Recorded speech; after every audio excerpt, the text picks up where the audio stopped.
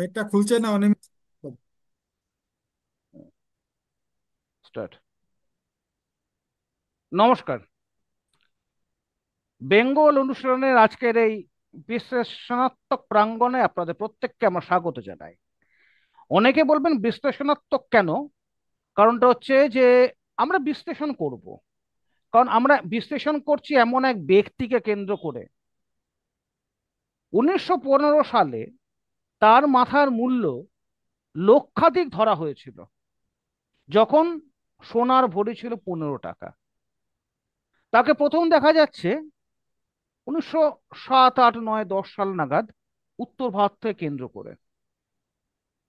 তার নেতৃত্বে বড়লাট হার্ডিঞ্জ বোমা পড়ছে, হিন্দু জামা ষড়যন্ত্র প্রকম্পিত করছে, এবং যে ঘটনা ঘটতে ঘটতে ঘটলো না, অর্থাৎ অ্যানিলাসন এবং ম্যাভরিক যদি শেষ পর্যন্ত ভারত উপমহাদেশের তটে এসে পৌঁছতো, তাহলে কি হতো সেটা ব্রিটিশ সাম্রাজ্যবাদীরা খুব ভালো করে জানতেন হয়তো, এবং অনেকে লেখালেখি চেষ্টা করেছেন।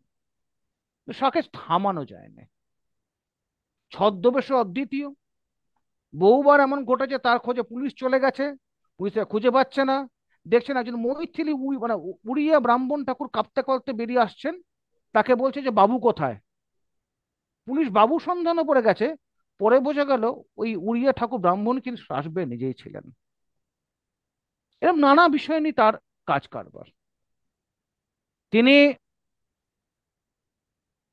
হতোদ্যম কখনো হননি। হিন্দু জার্মান কনস্পিরেসি ফেল করার পরেও তিনি জাপানে চলে যেতে সক্ষম হয়েছিলেন। জাপানে কখনো তিনি থেমে থাকেননি।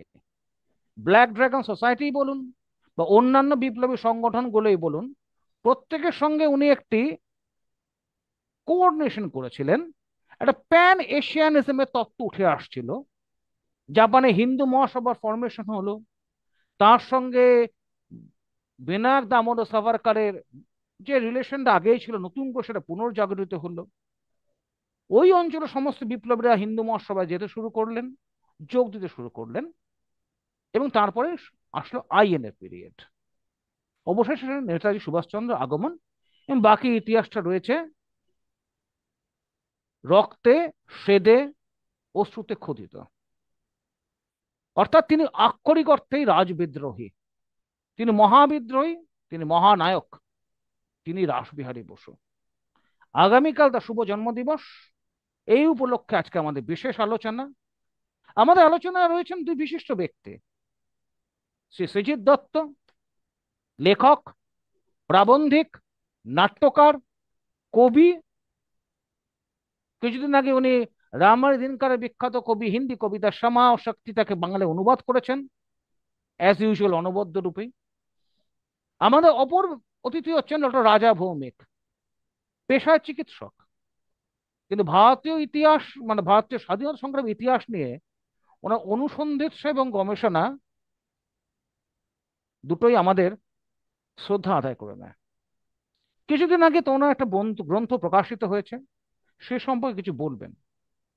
এই হচ্ছে আমাদের দুই অতিথি আজকে ইতিবৃত্ত। আমরা ভাগ্যবান, তাদের মতো দুই গুণী ব্যক্তি আজকে আমাদের সঙ্গে এসেছেন, এবং দুজনেই কিন্তু বাংলার বাইরে মানে বহির্বঙ্গ থেকে বলছেন, অর্থাৎ এখনো বাঙালি কিন্তু বাইরে আছে। বাঙালির পাণ্ডিত্য এখনো অন্য রাজ্যে দেখতে পাই আমরা, সেটাই আমাদের সুখের বিষয়। আমরা এবার শুরু করব আজকে আমাদের বিশেষ অনুষ্ঠান। আমি প্রথমে জানতে চাইবো শ্রী তার কাছ থেকে রাসবিহারী বোস এবং স্বাধীনতা সংগ্রাম সম্পর্কে আপনার প্রথম 2 মিনিটের কমেন্ট আমরা শুনতে চাইবো, জাস্ট 2 মিনিট। 2 মিনিট পরে আমি রাজাবাবুর কাছে যাবো। একটু শুরু করুন একটুখানি দাদা। বেশ। আমাকে শুনতে পাচ্ছেন তো পরিষ্কার? হ্যাঁ, নিশ্চয়। Okay. ধন্যবাদ অনিমিত্র দা। আপনাকে এবং বেঙ্গল অনুশীলনকে আহ, অনেক ধন্যবাদ জানাই আমাকে এখানে ডাকবার জন্য। এবং যারা আপনাদের মারফত এই আলোচনা শুনছেন তাদের প্রত্যেককে নমস্কার এবং শুভ সন্ধ্যা জানাই।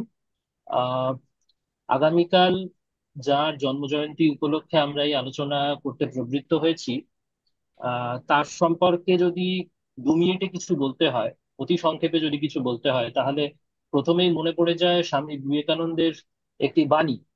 তিনি এক চিঠিতে একবার তার এক আহ, সঙ্গীকে লিখছেন যে আমাদের আবশ্যক লৌহের মতো পেশি এবং বজ্রদৃঢ় স্নায়ু।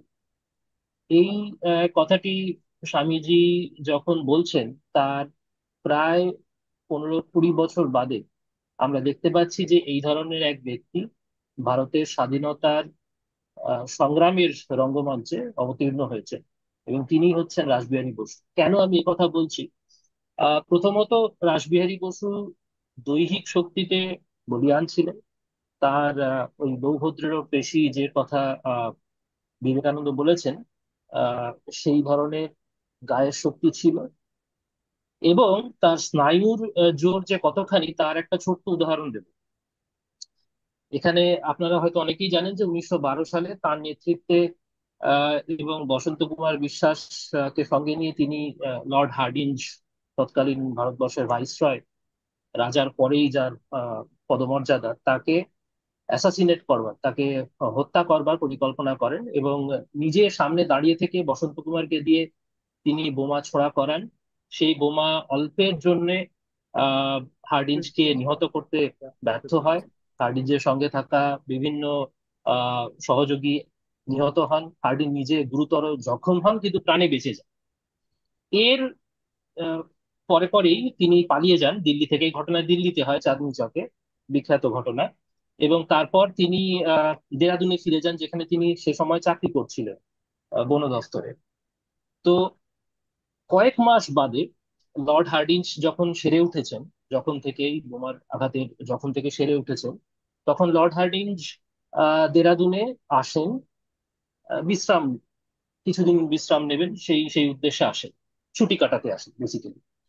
তো তখন তিনি নিজে লিখেছেন তার বইয়ে, পরে তিনি স্মৃতিচারণা করতে গিয়ে যে বই লিখেছেন তাতে লিখেছেন যে দেরাদুন স্টেশন থেকে বেরিয়ে দেখতে পেলাম রাস্তায় এক ভারতীয় তার দলবল নিয়ে আমাকে অভ্যর্থনা করবার জন্য দাঁড়িয়ে আছে। এবং আহ, আমি নেমে তার সঙ্গে কথা বললাম। তিনি অত্যন্ত উষ্ণভাবে অভ্যর্থনা জানালেন। এবং তারপরে দেখতে পেলাম যে তার পরের সন্ধেবেলায় আমাকে অভ্যর্থনা জানাবার জন্য, অর্থাৎ লর্ড হার্ডিঞ্জকে অভ্যর্থনা জানাবার জন্য একটি সভার আয়োজন করা হয়েছে। সেই সভাতে সেই ভারতীয় ব্যক্তি অনুষ্ঠান সঞ্চালনার দায়িত্বে আছেন। তিনি অত্যন্ত উষ্ণভাবে একই রকম কায়দায় অনুষ্ঠান সঞ্চালিত করলেন সুচারুভাবে। এবং সভায় তিনি একটি প্রস্তাব উত্থাপন করলেন যে, এই বলে যে লর্ড হার্ডিঞ্জ যে বিপদের মধ্যে দিয়ে গিয়েছেন সম্প্রতি, সেই বিপদ এবার তারা আশা করছেন যে সমাপ্ত হবে। লর্ড হার্ডিঞ্জের উপর থেকে বিপদের মেঘ সম্পূর্ণরূপে কেটে যাবে। এবং তাতে হার্ডিঞ্জ অত্যন্ত প্রীত হন স্বাভাবিকভাবে। তিনি আবারও উঠে গিয়ে ব্যক্তিগতভাবে তার সঙ্গে আলাপ আলোচনা করেন এবং তাকে ধন্যবাদ জানান। পরে জানতে পারা যায় যে সেই ব্যক্তি হচ্ছেন রাসবিহারী বসু। দ্য মেইন তার কনস্পিরেটর, তাই তো? the main conspirator and also executioner. We can also call him executioner, কারণ পাশে দাঁড় দাঁড় করিয়ে তিনি বসন্ত কুমারকে দিয়ে বোমা ছোড়া করিয়েছেন, বোমা নিজে বানিয়েছেন, বোমার মাল মশলা নিজেই সংগ্রহ করেছেন। মনীন্দ্র আহ নায়ককে দিয়ে বানালেন এবং নিয়ে চলে গেলেন, তাই তো? একদমই তাই, একদমই তাই। আচ্ছা। তাহলে ওই স্বামীজির যে বাণীটি আমি বললাম, লৌহদৃঢ় পেশি এবং বজ্রতুল্য স্নায়ু, হুম। তার একটি মোক্ষম উদাহরণ হচ্ছেন রাসবিহারী বসু। এটাই আমার ওপেনিং টক। Thank you. আমি ডক্টর রাজা ভৌমিকের কাছে আসবো। আমরা লৌহ দৃঢ় মাংসপেশী, ইস্পাত কটির স্নায়ু এবং বজ্রভীষণ মনোবলের এক আক্ষরিক দৃষ্টান্ত হিসেবে পাচ্ছি শ্রী রাসবিহারী বসুকে। এই রাসবিহারী বসুই যখন প্রথম ভাবে হিন্দু জামা কনস্পিরেসি ব্যর্থ হয়, শোনা যায় তিনি জাপানে তার বাড়িতে একটি বাগানের মধ্যে কতগুলো গাছ পুঁতেছিলেন। সেই গাছ ছিল সেই বিষ্ণু গণেশ পিংলে, যারা তার সময়, যারা তার কমরেড ছিলেন, যারা প্রাণ ত্যাগ করেছিলেন।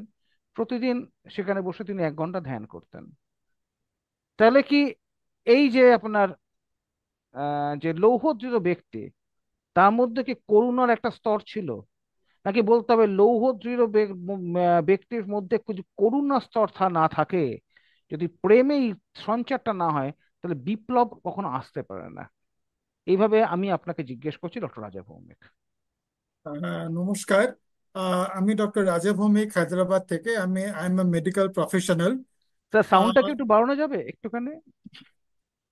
সাউন্ড একটু দেখছি। এখন ঠিক আছে কি? হ্যাঁ, ফাইন ফাইন। আচ্ছা।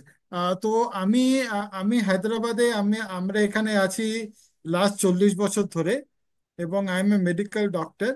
এবং of late I am interested also in unraveling the Indian history, specially with regard to the Indian freedom movement. কারণ কি, এই জিনিসটা আমরা অনেকেই আহ, ঠিক ঠিক কিভাবে জিনিসগুলো হয়েছিল আমাদেরকে এটা জানানো হয়নি, এবং আমরা এটা জানতেও চাইনি।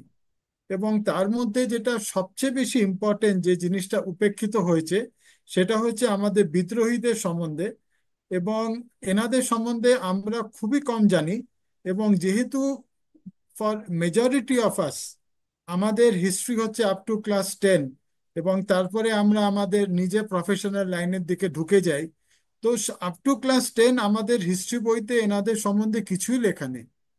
ফলে আজকে যখন আমরা কলকাতায় যখন বাঘা যতীন, বা আপনার for that matter Rashbehari avenue, even though it is named after Rashbehari Ghosh, আমরা যখন এইসব অথবা আপনার মানে এইসব রাস্তা দিয়ে যাই, আমরা খুব কম সময়ে we try to reflect that এনারা কে ছিলেন।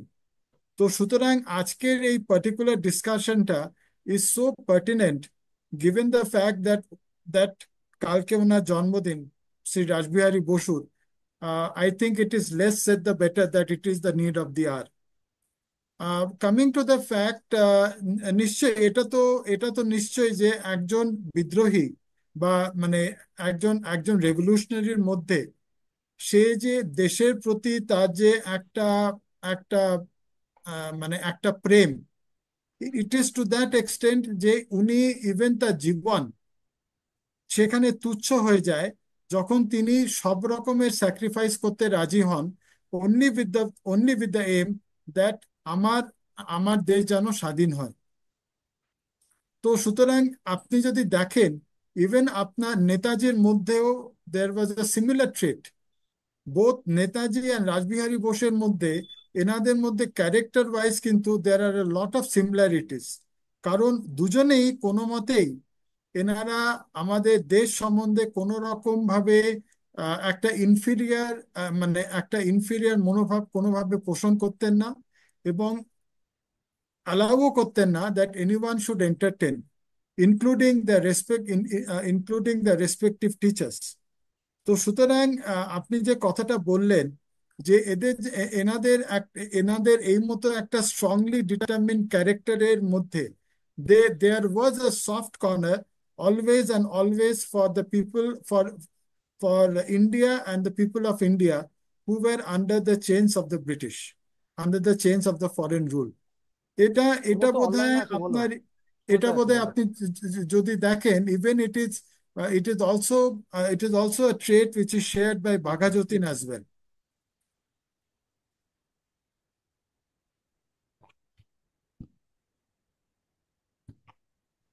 হ্যালো। হ্যাঁ, বলুন, আমরা হ্যাঁ, শুনছি হ্যাঁ, আপনার কথা। হ্যাঁ, it is also shared by Baghajatin as well. ফলে হ্যাঁ, এনাদের ফলে এনাদের যে এই রকমের একটা মানে একটা এরকমের একটা যে character of স্টিলি resolve associated with admiration for Mother India, it won them the admiration of one and all with whom they came in contact with. So it is something that we should all try to imbibe. এবং আজকের আজকের যুগে এটা সার্টলি দরকার যে আমরা আমাদের দেশ সম্বন্ধে আরো বেশি ওয়াকিবহল হই, এবং we we we try to the utmost to ensure that she remains free and we are able to walk as independent citizens.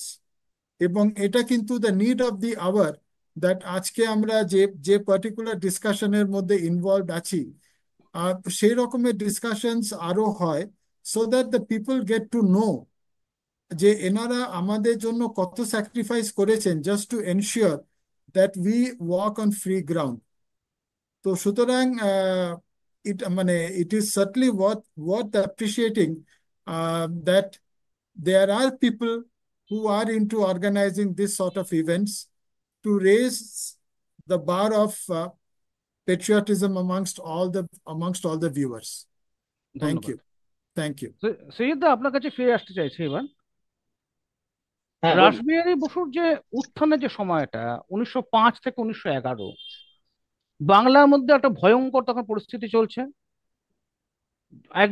একদল বলছে এটা জাতীয়তাবাদী উত্থান, আবার ব্রিটিশের পথে, মানে লর্ড কার্জনের যে চিঠিপত্র আমরা পাই, এখানে দেখা যাচ্ছে যে বাঙালি যারা, যদি ব্রিটিশরা বলছে with the brain of a Greek and the grit of a rabbit, তাদের মধ্যে একটা সামরিক উত্থান ঘটছে। এই যে সামরিক উত্থান, তার মূলে হয়তো আছে আপনার হিন্দু মেলা, বিবেকানন্দ বাণী, বঙ্কিমচন্দ্রের একটা প্রচন্ড একটা ইনফ্লুয়েন্স, যেটা আপনি আপনার লেখা ব্যক্ত করেছে কিছুদিন আগে কাঞ্জিকের পাতাতে। সেই সম্পর্কিত, মানে আমি জানতে চাইছি আপনার কাছে, একটা ধরো আন্দোলন বা একটা সশস্ত্র বিপ্লব তো একদিনে তৈরি হয় না। তার একটা, মানে কি বলবো, একটা গড়ে ওঠার একটা সময় লাগে। 1905 সালের আগে থেকে এই যে 70 থেকে 1905, এই দীর্ঘ 35 বছরের মধ্যে বাঙালি, আগের বাঙালি যেটা ছিল আপনার, ধরুন 57 সালের আগের বাঙালি এবং পরের বাঙালির মধ্যে কতটা ডিফারেন্স আপনি লক্ষ্য করেছেন? যদি বলতে হয় যে বাঙালি নেতৃত্বের ভূমিকা আগে কিরকম ছিল এবং এখন কিরকম আছে, তাতে অবশ্যই বলবো তাতে আকাশ এবং পাতাল তফাৎ। তবে বাঙালি জনমানুষের মধ্যে, বিশেষ করে ভদ্রলোক সমাজের মধ্যে এর খুব একটা পার্থক্য আমি দেখতে পাই না। আমাদের মূল সমস্যা হয়ে গেছে নেতৃত্বকে নিয়ে। আমি বিশ্বাস করি আহ, যে নেতৃত্ব ছাড়া কোনো একটি জাতির রাজনৈতিক বলুন, সামাজিক বলুন, সাংস্কৃতিক বলুন, কোনো রকম ভাবেই কোনো উত্থান সম্ভব নয়। জাতির উন্নতির পিছনে অবশ্যই বিভিন্ন স্তরের মানুষের অবদান থাকে, কিন্তু সবার আগে যেটা দরকার তা হলো ভিশন আছে, অর্থাৎ দূরদর্শিতা আছে, দূরদৃষ্টি আছে, এবং কল্পনা শক্তি আছে, অরিজিনালিটি আছে, মৌলিকতা আছে। এই ধরনের নেতৃত্বের আহ, একদম অগ্রভাগে থেকে, সামনে থেকে দাঁড়িয়ে নেতৃত্ব দেওয়ার ক্ষমতা থাকা দরকার। সেটার আজকের দিনে বাঙালি একটা বিশাল বড় অভাব। বিশেষ করে দেশভাগের পর থেকে এই অভাব আমাদের আহ, কাছে ক্রমশ পরিলক্ষিত হয়েছে। মানে দেশভাগের অব্যবহত পরেই যদিও কিছু নেতৃবৃন্দ ছিলেন, শ্যামাপ্রসাদ মুখোপাধ্যায় আহ, যাদের মধ্যে সর্বাগ্রগণ্য, কিন্তু তারপর থেকে যত সময় এগিয়েছে, দশকের পর দশক, সেই নেতৃত্বের শূন্যস্থানটি ক্রমশই আরো বেশি শূন্য হতে দেখেছে। এবার আপনি ধরুন, হ্যাঁ হ্যাঁ, হ্যাঁ, এবার আমি বলছি ধরুন 57 সালের আগের বাঙালি, যেমন এই বাংলা থেকে প্রতাপাদিত্য উত্থান হয়েছে, একে ভবশঙ্করী এসছেন, সীতারাম এসছেন। পরবর্তীকালে সে বাঙালি স্তীমিত হয়ে গিয়েছিল, তারপরে উত্থান দেখছি আমরা হিন্দু মেলা পরবর্তীকাল থেকে। এই যে ঠিক। 35টা বছরের যে একটা আহ মানে কোট আনকোট যে 35 ইয়ার্স, যখন হিন্দুত্ব বা হিন্দু জাতীয়তাবাদ নিয়ে একটা অবিরত চর্চা চলেছে, যোগেশচন্দ্র বিদ্যাবিনোদ, শশধর চূড়ামণি, চন্দ্রনাথ বসু, বঙ্কিমচন্দ্র চট্টোপাধ্যায় বিশেষত্বভাবে, এটা বাঙালি মানুষকে পরবর্তী এই সংগ্রামের জন্য কতটা তৈরি করেছিল? ভীষণভাবে তৈরি করেছে। আপনি 1857-র কথা বলছেন, আমি চলে যাব একদম 1815-16 সময়। কারণ এই সময় প্রথমবার আমরা দেখতে পাচ্ছি রাজা রামমোহন রায় কলকাতায় এসে পাকাপাকি বাস শুরু করেছেন, এবং তিনি সংবাদপত্র প্রকাশ করছেন, পরিচালনা করছেন তিনটি ভাষায়, ইংরেজি, বাংলা এবং ফার্সি। এবং তিনি সে সময় সবচেয়ে গুরুত্বপূর্ণভাবে আহ, উপনিষদ এবং বেদান্তের, অর্থাৎ কিনা ব্রহ্মসূত্রের বাংলা এবং ইংরেজি অনুবাদ করছেন এবং হিন্দি অনুবাদ করছেন, তিনটি ভাষাতে অনুবাদ করছেন। এই বেদান্তের যে গঙ্গাকে তিনি ভগীরথের মতন, আধুনিক ভগীরথের মতন বাঙালির মধ্যে নিয়ে আসতে পেরেছিলেন, এবং শুধু বাঙালি কেন, সমগ্র ভারতের পাঠক সমাজের কাছেই তিনি আনতে পেরেছিলেন। ইংরেজি এবং হিন্দিতেও তো তিনি অনুবাদ করেছেন বেদান্ত। সেই কারণে বাংলার এবং সমগ্র ভারতবর্ষের চিন্তাশীল মানুষদের মধ্যে একটা চিন্তার জগতে বিপ্লব দেখা যায়। এই যে রেনেসাঁস রেনেসাঁস আমরা বলি, এই যে পুনর্জাগরণের কথা বলি, এটা আসলে কি? এটা আসলেই হচ্ছে একটা চিন্তার জগতের বিপ্লব, মননের জগতের বিপ্লব, revolution in ideas and ideals. তো সেই রামমোহনের সময় থেকে শুরু করে তারপর বিদ্যাসাগর, এবং 1857 পরবর্তীকালে সরি, মহর্ষি দেবেন্দ্রনাথের, এবং ইভেন আমি নাম করব এখানে রাজা রাধাকান্ত দেবের, এদের সম্মিলিত প্রচেষ্টার ফলে হিন্দু বাঙালির মধ্যে, ভদ্র সমাজের মধ্যে বাংলায় যে জাগরণ দেখা দেয়, তা একসঙ্গে তিনটি ফ্রন্টে যুদ্ধ করছি। এক নম্বর ফ্রন্ট হচ্ছে ব্রিটিশ বিরোধী ফ্রন্ট।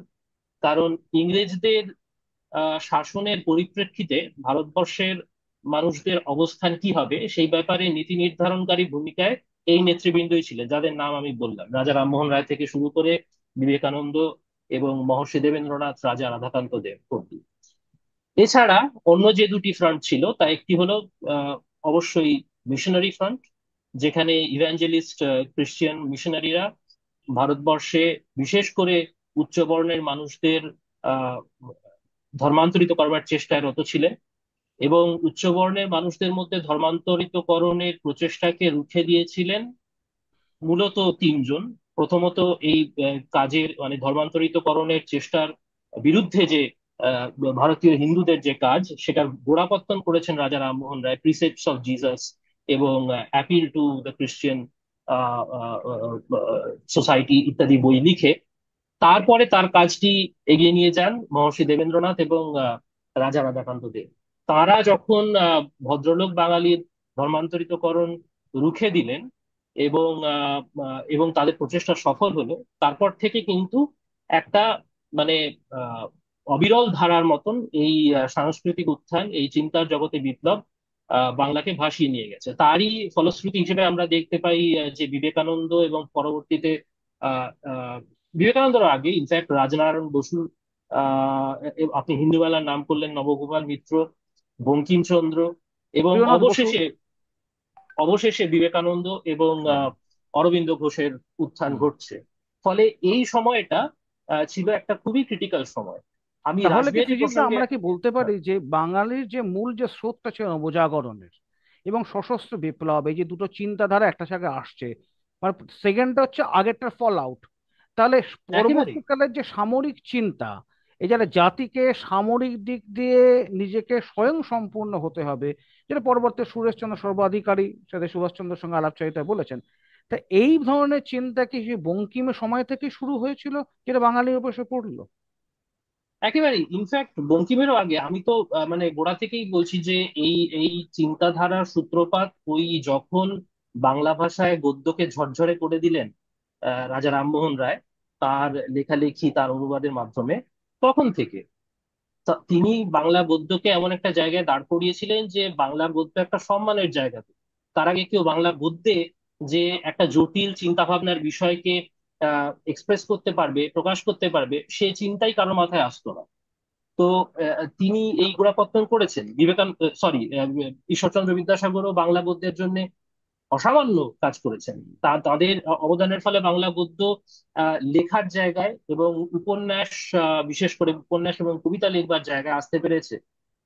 বঙ্কিমচন্দ্র উপন্যাস লিখছেন এমন কায়দায় যেখানে বাঙালির সামরিক স্পিরিট, যে কথা আপনি বলছিলেন, সেই সামরিক স্পিরিট একেবারে সেলিব্রেট করা হচ্ছে, রমরম করে সেলিব্রেট করা হচ্ছে। কিভাবে? আমরা প্রথমেই দেখতে পাই যে তিনি দেবী চৌধুরানীতে এই কাজ করেছেন।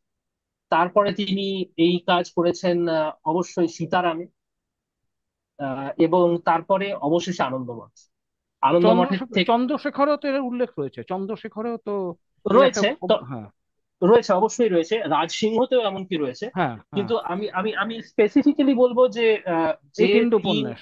যে তিন বাংলা কেন্দ্রিক সামরিক উত্থানের উপন্যাস আহ, বঙ্কিমচন্দ্র আমাদের দিয়েছেন, সেগুলি হলো এই দেবী চৌধুরানী, সীতারাম এবং আনন্দমঠ।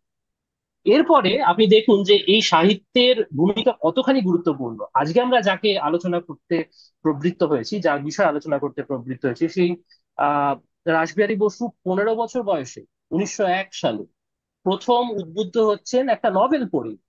সেই নভেলটার নাম হচ্ছে শরৎচন্দ্র। এখানে শরৎচন্দ্র কিন্তু শরৎচন্দ্র চট্টোপাধ্যায় নন।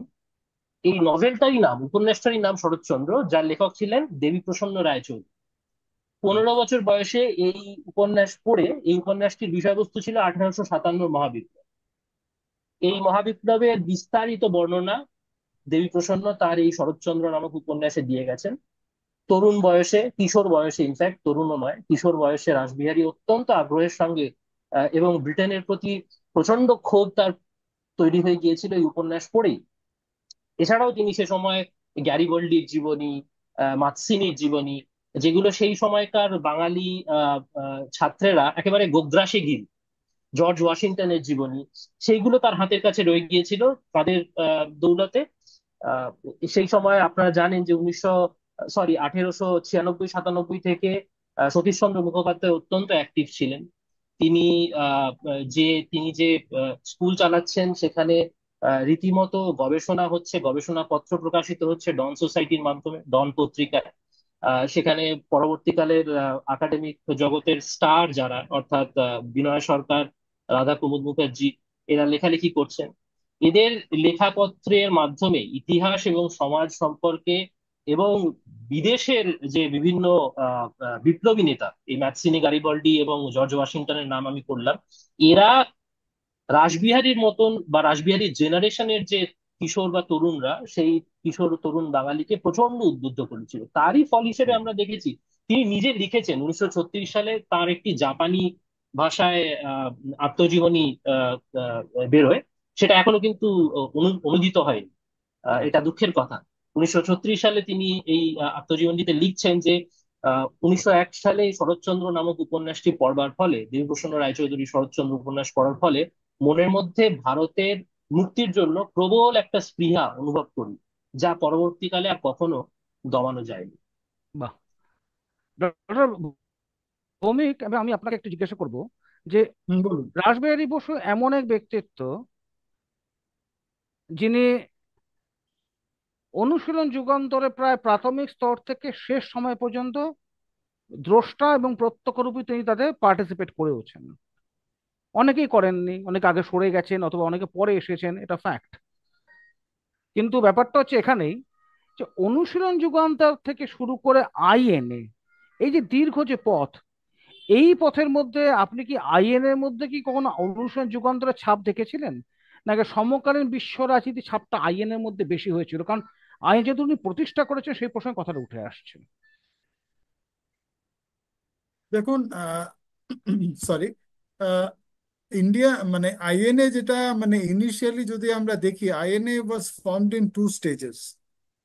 The first stage was a concerted effort of Colonel Mohan Singh and Rajbihari Bose, এবং সাবসিকুয়েন্ট টু দ্যাট আমরা যেটা দেখি, ইট ওয়াজ দেন টু দ্য दादा जी बोलिए। Handed over to Netaji. তো ऑनलाइन में আপনি, हूँ, मेरा मीटिंग चल रहा है ना। হ্যালো, হ্যালো, हाँ। हाँ हाँ बोलून हाँ। হ্যালো, हाँ बोलून आवाज আমি আসছে हाँ। আমি audible now? Yes yes you are सात ऑडिबल। सात Yeah. सात बजे से। হ্যাঁ। তো এই তো সুতরাং এই মানে আপনি যদি দেখেন প্রথম দিকে যেটা যেটা যেটা সৃজিত দাও বললেন, that from the very beginning আপনি রাসবিহারী বসুর মতো একজন মানুষ, he was convinced that what India required was nothing but an armed rebellion. এবং এই আর্মড রেবেলিয়নটা কিন্তু শুরু হয়েছিল যখন রাসবিহারী বসু 1904-এ ওনার বাবার তত্ত্বাবধানে he shifted to Chandannagar, and where he met Mr. Shrish Rai in Duple College. From that time onwards, Shrish Rai কি বলে and Rajbihari Bose, they were very clear that it was armed rebellion which was the answer to the British tyranny. এবং তার জন্য they were even criticized by their English teachers, especially Mr. Edward Gomes. এবং এর জন্য কিন্তু রাসবিহারী বোস এবং Shrish Ghosh, they were grateful to their principal at Duple college, mister Charuchandra Ray. তো সুতরাং এই যে একটা একটা রেবেলিয়াস স্ট্রিক ওনার মধ্যে ছিল, যার জন্য উনি উনি মানে হি realised that the British can only be thrown out of India if they are paid back by the same coin. That prompted him to join the British Army and he started applying to join the same from as young an age of 12 years of age. এবং unfortunately, at that point in time, immediately after the first war of independence, যখন ব্রিটিশরা they classified the Indians into the marital and the non-marital races, unfortunately Bengalis became clubbed as a non-marital race. এবং তার মানে sorry, as a non martial race, not marital, I am sorry for the oversight. তো এই জিনিসটা কিন্তু ওনার মধ্যে প্রত্যেক সময় ছিলেন, বা প্রত্যেক সময় ছিল। এবং ইন কোর্স অফ টাইম যখন উনি জাপানে শিফট করলেন, তখন থেকে কিন্তু মানে he was very clear of the fact that what India needed was also something of a foreign power. কারণ আনলাইক আনলাইক বাঘা যতীন, রাসবিহারী বোস যেটা রিয়ালাইজ করেছিলেন, দ্যাট ওনার যে উনি উনি যে রেবেলিয়নটা প্ল্যান করছিলেন, it failed because of the fact that India did not have the backing of a major foreign power. তো as soon as he realised, যখন উনি রিয়েলাইজ করলেন that Japan was ready to side with Rajbihari Bose in his fight against the imperialist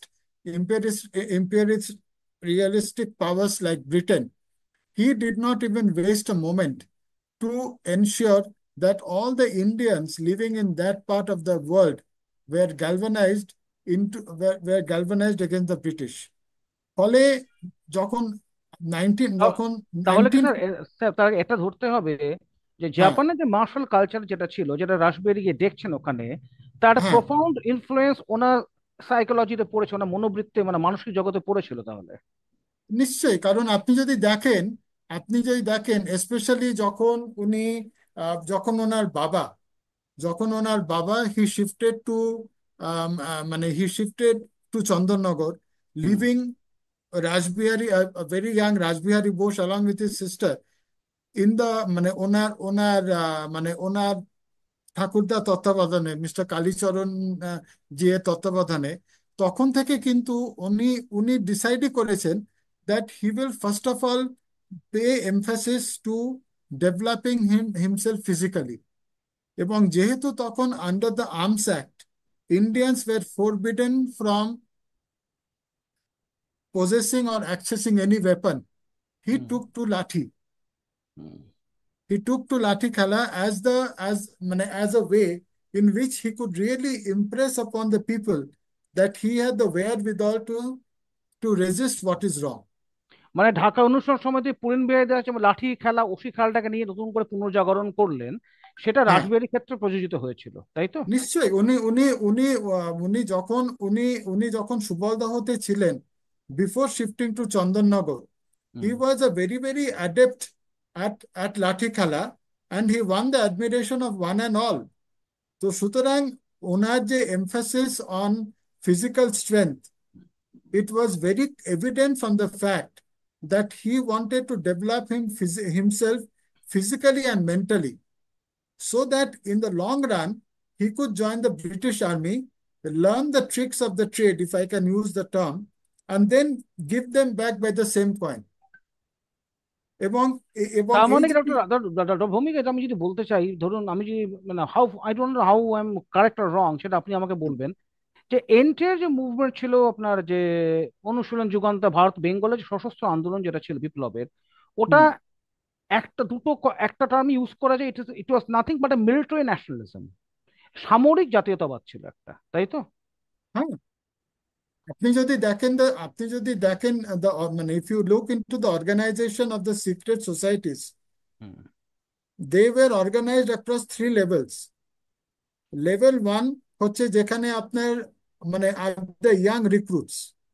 hmm. Those young recruits, they were basically told about the Hindu religion.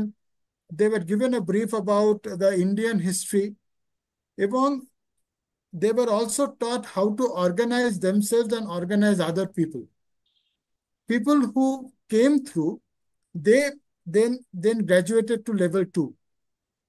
Level two, they were introduced into the ways of the revolutionaries of the world, especially from Italy and also from Russia. And a lot of emphasis at that time was paid on, on developing mental and physical strength.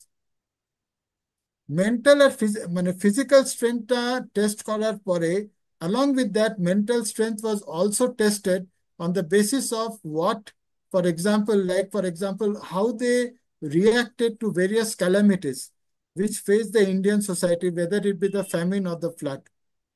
once anyone cleared this hurdle, he was then put into stage three, where they were trained how to handle the ammunition and the arms.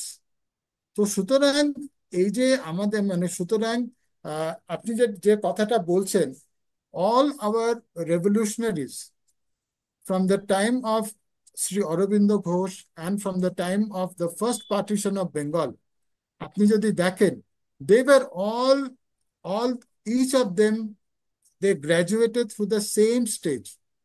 ফলে and the most important factor যেটা মানে to a person like me which I feel the most was that they were ingrained in the Hindu way of life. তাহলে কি আমি এটা বলতে পারবো যে যদি কেউ বলেন যে হ্যাঁ, INA is the greatest outcome of the thoughts of অনুশীলন, সেটা কি ভুল না ঠিক? সেটা কি হবে? সেটা ভুল না ঠিক? যদি কেউ বলে যে INA is the greatest exposition of the military nationalistic thoughts of অনুশীলন সমিতি, সেটা আপনি কিভাবে দেখবেন? এটাকে যদি কেউ বলেন আপনাকে। দেখুন, to what extent at that point in time Netaji was really influenced by the Anushilan Samiti is open to question. But certainly it was the culmination. It was certainly the culmination of the revolutionary activities and না না, ওটা INA all over প্রতিষ্ঠা India. করছেন রাসবিহারী বসু, সেটাকে হ্যাঁ, ওনাকে hand over, INA প্রতিষ্ঠা হচ্ছে হ্যাঁ, রাসবিহারী ওটাকে বসুর ওটাকে হাতে। হ্যান্ড ওভার তো হ্যাঁ, উনি হ্যান্ড করেছিলেন ওভার করছেন, নেতাজিকে। হ্যাঁ, কিন্তু হ্যান্ড হ্যাঁ, ওভারের পরে মানে নেতাজি সুভাষচন্দ্র বসু যে এখানে কোনো ফান্ডামেন্টালি কোনো চেঞ্জ করেছে সেটা আমরা দেখতে পাচ্ছি না। না, তাহলে না। যে ধারাটা বইয়ে রাসবিহারী যেটা ফর্ম করছেন, সেই হুম, ধারাটা যাচ্ছে ওখানে, হ্যাঁ, ফর আ গ্রেটার কজ, সেখানে একটা সেকুলার চিন্তা ভাবনা আছে, come bringing all the persons, Hindus and the Muslims, the Christians and the Sikhs and everything, but at hmm, the end of the day সেই হুম। ফিলোসফি যেটা ছিল আর কি, যে অনুশীলন যে ফিলোসফি, তার উপরে আইএনএ দাঁড়িয়েছিল, এটা যদি বলি আমরা। নিশ্চয়ই, নিশ্চয়ই। There was certainly a philosophical basis to hmm all these revolutionary activities. Hmm It hmm it certainly transcended the religion, hmm and that is most clearly exemplified by the fact that the first INA was led by a Sikh hmm gentleman by the name of Colonel Mohan Singh. হুম এবং সেখানে কিন্তু আপনার মানে এনারা যেমন ধরুন রাসবিহারী বোস বা ওনার সাথে যারা ছিলেন, they never discriminated anyone on the basis of their religion. The single most important thing that was a driving force for all these movements was the untold commitment towards India's freedom struggle. Thank you sir. That was আমি a এবার, unifying factor. হ্যাঁ বলুন বলুন, আমি সব এটা বলুন, লাস্টটা বলুন, আমি বলবো। That was the unifying factor across the board. Fine sir. Sujit da, যেখানে ডক্টর রাজা ভৌমিক শেষ করছেন, আমি সেখান থেকে যদি আপনাকে জিজ্ঞেস করতে চাই যে আহ, ওই যে ইউনিফাইং যে প্যাটার্নটা আমরা দেখতে পাচ্ছি আইএন এর মধ্যে, এবং সেই রাসবিহারী আবার হিন্দু মহাসভা ফর্ম করছেন জাপানে গিয়ে, অর্থাৎ হিন্দু মহাসভা যেটাকে গড়ে তুলছেন বিনোদ আমর সাভারকর, যেটা drastically different from that had been originated by Madanmohan Malaviya and Hirendra Dutta in 1915, একটা মিলিটারি প্যাটার্নে নিয়ে আসছেন উনি। এই দুই নেতার মধ্যে যে চিন্তা ভাবনা, যে কোঅর্ডিনেশন, তার সঙ্গে তৎকল স্বচ্ছ সামাজিক অবস্থা, সশস্ত্র বিপ্লবের আকাঙ্ক্ষা ইত্যাদি ইত্যাদি, এই যে চিন্তা, এটা পরবর্তী ভারতবর্ষকে জাগ্রত করতে পারলো না, এর কারণটা কি? সেটা কি শুধু ব্রিটিশদেরই চক্রান্ত ছিল, নাকি এখানে দেশীয় রাজনৈতিক দলগুলো এত চক্রান্ত ছিল বলে সেই ধারাটা পরবর্তীকালে আমাদেরকে থাকতে পারবে না? হ্যাঁ, অনিমিত্র দা, দেখুন, যে কোনো রাজনৈতিক চিন্তাধারা বা কোনো একটা সমাজের মধ্যে যে ডমিনেন্ট রাজনীতির আদর্শ কাজ করে, তার পিছনে প্রধান চালিকা শক্তি বা প্রধান ইঞ্জিন হচ্ছে ইতিহাস বোধ। ইতিহাসকে আপনি কোন দৃষ্টিভঙ্গি থেকে দেখছেন, ইতিহাস সঠিকভাবে আপনি জানছেন কিনা, পরিবেশন করছেন কিনা বিভিন্ন প্রজন্মের কাছে, তার উপরই মানে তার উপরই নির্ভর করে যে এই দেশ বা সমাজের রাজনৈতিক দৃষ্টিভঙ্গি ঠিক কিরকম হবে। আমাদের দেশে স্বাধীনতার পর থেকে বা দেশভাগের পর থেকে যে ঐতিহাসিক দৃষ্টিভঙ্গি শেখানো হয়েছে, পড়ানো হয়েছে, এবং এক ধরনের বলা যেতে পারে ইনস্টিটিউশনালাইজ করা হয়েছে, মানে সরকারি ভাষ্য, ইতিহাসের যে সরকারি ভাষ্য আমাদের দেশে দেশভাগ বা স্বাধীনতার পর থেকে চলেছে, তাতে এটাই বড় করে দেখানো হয়ে থাকে যে কংগ্রেসের অহিংস এবং সংসদীয় গণতান্ত্রিক পদ্ধতির মাধ্যমে ভারতবর্ষের স্বাধীনতা হয়েছে। ভারতবর্ষের স্বাধীনতার পেছনে একমাত্র মহাত্মা গান্ধীর অবদানকে এবং তার অহিংস আন্দোলনকে বড় করে দেখানো হয়েছে। আমাদের যে সশস্ত্র আন্দোলনের ধারা, যা কিনা আপনি যে অনুশীলন সমিতির কথা বললেন, সেখান থেকে শুরু করে যুগান্তর হয়ে, তারপরে গদর পার্টি হয়ে, বেঙ্গল তারপরে ভলেন্টিয়ার্স। বেঙ্গল ভলান্টিয়ার্স হয়ে, শেষ অবধি আইএনএ এবং আইএনএর দ্বারা পরোক্ষভাবে অনুপ্রাণিত, উদ্বুদ্ধ হয়ে ভারতের যে নৌবিদ্রোহ, নৌসেনার যে বিদ্রোহ, তার মাধ্যমে ব্রিটিশদের হাত থেকে ক্ষমতা বেরিয়ে যাওয়ার প্রধান কারণটি যে উত্থিত হলো, সেই ইতিহাসের দিকে তো সরকার নজর দেয়নি, ইচ্ছাকৃতভাবেই দেয়নি। আচ্ছা, এখানে আহ একটা প্রশ্ন উঠবে আপনার কাছে, সরকারের উপর ডিপেন্ড করলাম কেন? ধরুন আমাদের পাশে একটা খুব বড় কমিউনিটি রয়েছে, যারা 1400 বছর ধরে একইভাবে চলে আসছে, তাদের অসম্ভব অহংকার তাদের, ওকে। সেখানে তো রাষ্ট্রের প্রশ্ন আসে, সেখানে তো সমাজের প্রশ্ন ওঠে, যে সমাজ একইভাবে চলছে, সেইভাবে তারা ধারা নিয়ে যাচ্ছেন। সেটা তাদের ক্ষেত্রে আমি দূর থেকে দেখে, যতই আমার সঙ্গে তার মতপার্থক্য হোক না কেন, আমি একটা প্রশংসনীয় উদ্যোগ বলে মনে করি। তো হিন্দু সমাজের ক্ষেত্রে আসলে রাষ্ট্রই আসছে কেন? সমাজ বলে কি এখানে কিছুই নেই তাহলে? না, সত্যি নেই। তবে তাছাড়াও আমি আরেকটা মানে মূলগত পার্থক্যের কথা বলবো। আপনি যে আমাদের সমান্তরাল অন্য সমাজের কথা বললেন, যারা 1400 বছর ধরে নিজেদের দৃষ্টিভঙ্গি একই জায়গায় রাখতে পেরেছে, মোটের উপর একই রকম রাখতে পেরেছে, তার অন্যতম প্রধান কারণ হচ্ছে যে তারা একটি মনোলিথিক সমাজ। তাদের সমস্ত চিন্তা ভাবনা, তাদের সমস্ত জীবন বোধ, তাদের সমস্ত ওয়ার্ল্ড ভিউ, বিশ্ববিখ্যাত যাকে বলা যেতে পারে বাংলায়, সেটা পুরোটাই কেন্দ্রিত হচ্ছে একটিমাত্র বইয়ের উপর, একটিমাত্র ফিগার হেডের উপর নির্ভর করে। এবং ফলে সেখানে কোনো গণতান্ত্রিক পরিবেশ নেই, তার মধ্যে কোনো মুক্ত চিন্তার পরিসরই নেই। অন্যদিকে আমাদের হিন্দু সমাজের মধ্যে আমরা যেটিকে আমাদের বৈচিত্র্য বলি, যেটা একই সঙ্গে আমাদের বিশাল শক্তি এবং একই সঙ্গে আমাদের সবচেয়ে বড় দুর্বলতা, তার কারণে ওই মনোলিথিক চিন্তা ভাবনা আমাদের মধ্যে কখনোই গড়ে ওঠে না। তার সুযোগ কিন্তু নিয়েছে বামপন্থীরা।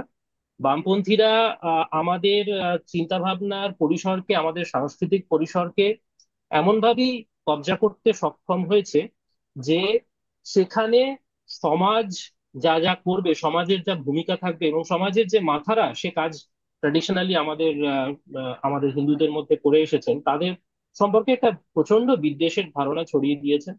এবং ফলে আমরা নিজেদের ব্যাপারে লজ্জিত হতেই শিখেছি। আমরা ধারণা করতে শিখেছি যে ব্রাহ্মণ মানেই বুঝতে হবে যে টিকি বাঁধা আহ, একটি আহ, একটি একটি জাতি, এবং যাদের কাজ হচ্ছে নানাভাবে লোক ঠকিয়ে নিজেদের ভরণ পোষণ করা, যা আমরা গল্পে এবং সিনেমায় বারবার করে একটা হুম। ক্যারিকেচারের মতন ব্রাহ্মণের চরিত্রকে তুলে ধরা হয়েছে, এবং সেটা হুম। মূলত বামপন্থীরাই করেছেন। এর হুম। ফলে আমাদের সমাজ সম্পর্কে যে অনীহা, সমাজ সম্পর্কে যে লজ্জাবোধ, যে আত্মঘৃণা বা আত্মবিদ্বেষ তৈরি হয়েছে, সেই কারণেই আমরা সমাজকে পরিত্যাগ করেছি। আমরা এখন এমন একটা জাতিতে পরিণত হয়েছি, আমরা এই হিন্দু জাতি, যারা মোটামুটি তাদের সমস্ত রাজনৈতিক আশা আকাঙ্ক্ষা আমরা দিয়ে দিয়েছি সরকার নামক প্রতিষ্ঠানের ঘাড়ে। ওই যাকে বলে যে আমরা ম্যানুফ্যাকচারিং আউটসোর্স করে দিই। হুম। আমেরিকার বিভিন্ন কোম্পানি ম্যানুফ্যাকচারিং আউটসোর্স করে দেয় চায়না বা হুম। ইন্ডিয়াতে বা ইন্দোনেশিয়া, ভিয়েতনামে। হুম। আমরা হিন্দু সমাজ আমাদের সমাজ নামক ধারণাটি এবং সমাজ নামক যে ইনস্টিটিউশনটি, যার মধ্যে আইনও পড়তো একসময়, আপনি ভেবে দেখুন যে আমরা এমন একটি সমাজ ছিলাম যেখানে আমাদের যে সমস্ত আহ, বিবাদ ঘটতো, যে সমস্ত সম্পত্তির বিবাদ বলুন বা পারিবারিক বিবাদ বলুন, সেগুলি মীমাংসা করবার জন্য নানান ইনস্টিটিউশন ছিল। এবং আমাদের যে সমস্ত ধর্মসূত্র এবং ওরাল ট্র্যাডিশনের মাধ্যমে সেই ইনস্টিটিউশনগুলি চালিত হয়ে এসছে, সে হুম। সবই আমরা তো আউটসোর্স করে দিয়েছি, সে সমস্ত ক্ষমতাই আমরা আউটসোর্স করে দিয়েছি। একই সঙ্গে যে সামরিক চেতনার কথা আপনি বলছেন, অস্ত্র রাখা, অস্ত্র রাখবার যে আহ, আহ, এবং অস্ত্রকে পূজা করবার, অস্ত্র আয়ুধ পূজা, এখনো দক্ষিণের কিছু কিছু সম্প্রদায়ের মধ্যে তা হয়ে থাকে। আমি দক্ষিণে কয়েক বছর বাস করেছি, সেই সূত্রে দেখতে পেয়েছি, বিশেষ করে কর্ণাটকে। যে সেই আয়ুধ বা অস্ত্রের প্রতি সম্মান, সেটাও আমরা হারিয়ে ফেলেছি। ফলে আত্মরক্ষা করবার যে কাজ, সেটাও তো আউটসোর্স করা হয়ে গেছে। এই কারণেই আমরা সরকার নির্ভর। তাহলে কি রাসবিহারীর সময় যে বাঙালি ছিলেন তারা কি আয়ুধ পূজার সঙ্গে জড়িত ছিলেন? একেবারেই তাই। রাসবিহারী নিজেই তো বারবার স্কুল ছেড়ে দিয়েছেন। তিনি যখন আহ, কানাইলাল বিদ্যা মন্দিরে পড়েন তখনও স্কুল ছেড়েছেন, ডুপ্লে থেকেও ছেড়েছেন। পরে তাকে কলকাতার মর্টন স্কুলে ভর্তি করা হয়, যেটি এখন হিন্দু একাডেমি নামে পরিচিত।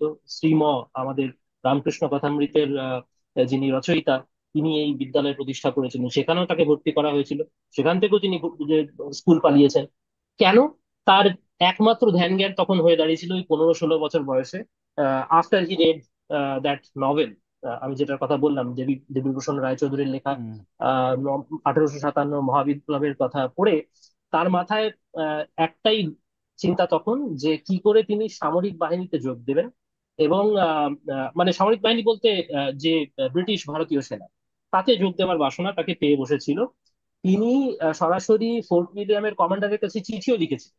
হুম। সেই চিঠির উত্তর তিনি পান, অবশ্যই প্রত্যাখ্যাত হন। এবং সেই চিঠিতে তাকে বলা হয় যে যেহেতু তিনি বাঙালি এবং বাঙালিকে মার্শিয়াল রেস হিসেবে ইংরেজরা গণ্য করে না, সেই কারণে তিনি ভর্তি হতে পারবেন না। কিন্তু তাও তিনি আশা ছাড়েননি। তিনি ফোর্ট উইলিয়ামে প্রত্যাখ্যাত হওয়ার পরে ভারতের অন্যান্য বিভিন্ন জায়গায় ব্রিটিশ ভারতীয় সেনাবাহিনীর কমান্ডারদের কাছে এরকম একই রকম ভাবে আবেদন করতে থাকেন, চিঠি লিখে, এবং প্রত্যেকবারই তিনি প্রত্যাখ্যাত হন। অর্থাৎ এইসবের জ্যোতির্ময় বন্দ্যোপাধ্যায়ের সঙ্গে ওনার অভিজ্ঞতা একই দাঁড়িয়ে যাচ্ছে, তাই তো? একই রকম, একই রকম। এবং আরো একটা খুব বড় মানে মিল আছে এই দুজনের মধ্যে, বাঘা হুম। যতীন এবং রাসবিহারীর মধ্যে। আমি তারা জ্যোতির্ময় দুজনেই বন্দ্যোপাধ্যায়ের কথা, আমি নিরালম্বর স্বামীর ও, কথা বলছি।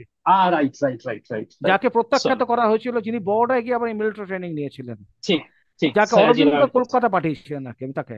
হ্যাঁ, আপনি ঠিক, ঠিক, মুখোপাধ্যায়, ঠিক। বঙ্কিমচন্দ্র মুখোপাধ্যায়ের সঙ্গে মিলে কথাটা বলছেন, একটু বলুন। হ্যাঁ, হ্যাঁ, আমি বাঘা যতীনের সঙ্গে রাসবিহারীর আরেকটা মিলের কথা বলছি। দুজনেই সামরিক চিন্তা ভাবনার মাধ্যমে জারিত ছিলেন। দুজনেই হুম। অত্যন্ত সুস্বাস্থ্যের অধিকারী ছিলেন। এবং হুম। তাদের মানে বজ্রদৃঢ় স্নায়ুর কথাও বললাম। আরেকটা যে বিশেষ মিলের কথা এখানে উল্লেখ করতেই হয়, তা হলো দুজনেই সরকারি ব্যবস্থার মধ্যে ঢুকে গিয়ে তাকে সাবভার্ট করবার চেষ্টা করেছেন। হুম। বাঘা যতীনের কথা আমরা অন্যত্র আলোচনা করব, কিন্তু আজকে রাসবিহারীর কথা বলি। রাসবিহারীর যখন পড়াশুনো প্রায় আর কিছু হচ্ছে না, মানে তার আর পড়াশোনার জগতে কোনো গতি হবে না, এটা বুঝতে পেরে গেছেন তার মা। তখন তিনি রাসবিহারীর পিতাকে চিঠি লিখে জানান। তখন তিনি দেরাদুনে কাজ করছেন, সরি দেরাদুনে না, সিমলায় কাজ করছেন তখন রাসবিহারীর বাবা। এবং বলেন যে ছেলের একটা হিল্লে করে দিতে।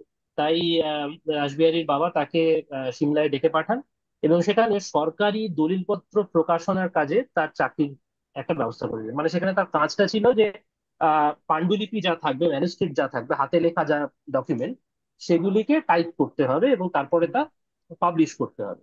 এর মাধ্যমে তিনি ইংরেজি ভাষাটায় একটা দুর্ধর্ষ দক্ষতা পেয়ে যান, এবং স্বাধীনতা আন্দোলনের জন্য তিনি একটি ভালো সাবটারফিউজ পেয়ে যান। মানে একটা নিজেকে গুপ্ত রাখবার, গোপন রাখবার একটা ভালো আহ একটা একটা একটা জায়গা পেয়ে যান। এ সময় তিনি এই এই কাজ করতে করতে এরপরে কাসাউলিতে যান, ওটাও সিমলার কাছেই, হিমাচল প্রদেশে। সেখানে পাস্তুর ইনস্টিটিউটে কেরানির চাকরি পান, এবং রসায়ন বিদ্যার বেশ কিছু জিনিস তিনি অধিগত করেন। অর্থাৎ একজন রাসায়নিক হিসেবে, কেমিস্ট হিসেবে তিনি নিজেকে কিন্তু তৈরি করতে থাকেন।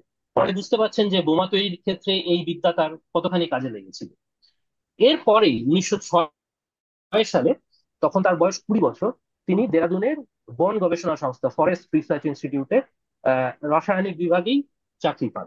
এইখান থেকেই কিন্তু তার রাজনৈতিক জীবনের প্রধান উত্থান শুরু। অর্থাৎ এক্ষেত্রে আমি একটুখানি আগের আলোচনার সূত্র টেনে সংশোধন করবার ছলেই বলবো, সেই দৃষ্টতা রেখে বলবো যে 1905-এর বঙ্গভঙ্গ থেকে শুরু করে বলুন, বা একেবারে টানা 1908-09, যখন বঙ্গভঙ্গের পরবর্তীকালে বাংলায় যে অনুশীলন সমিতির প্রত্যক্ষ ভূমিকায় বারীন ঘোষের নেতৃত্বে বা শ্রী অরবিন্দের নেতৃত্বে, উপেন্দ্রনাথ বন্দ্যোপাধ্যায়ের নেতৃত্বে যে সমস্ত কাণ্ড কারখানা চলছে, সশস্ত্র সংগ্রামের যে প্রস্তুতি চলছে, এবং তারই ফলে যে আলিপুর বোমা মামলা, তারপরে তাদের ধরপাকড় হওয়া, এসবের সঙ্গে কিন্তু রাসবিহারীর প্রত্যক্ষ যোগাযোগ বলতে গেলে মিনিমাম।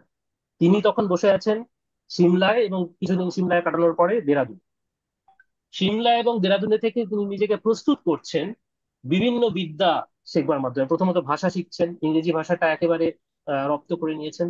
তারপরে রসায়ন বিদ্যা শিখছেন, যেটা পরে তিনি বোমা বানানোর কাজে লাগাতে পারবেন।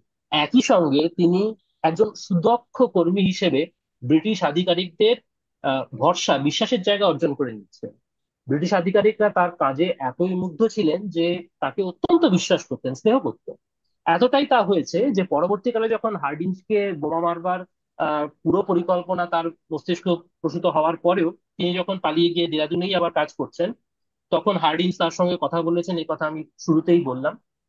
তারপর এতটাই তিনি বিশ্বাসভাজন ব্রিটিশ আধিকারিকদের যে ব্রিটিশ গোয়েন্দারা তার কাছে এসে ওই মামলা, যে যে মামলাতে তিনি হচ্ছেন প্রধান কনস্পিরেটর, তখনও ব্রিটিশরা তা জানে না, সেই সংক্রান্ত যা নথি তা তাকে দেখাচ্ছেন, দেখিয়ে তার অ্যাডভাইস চাইছেন।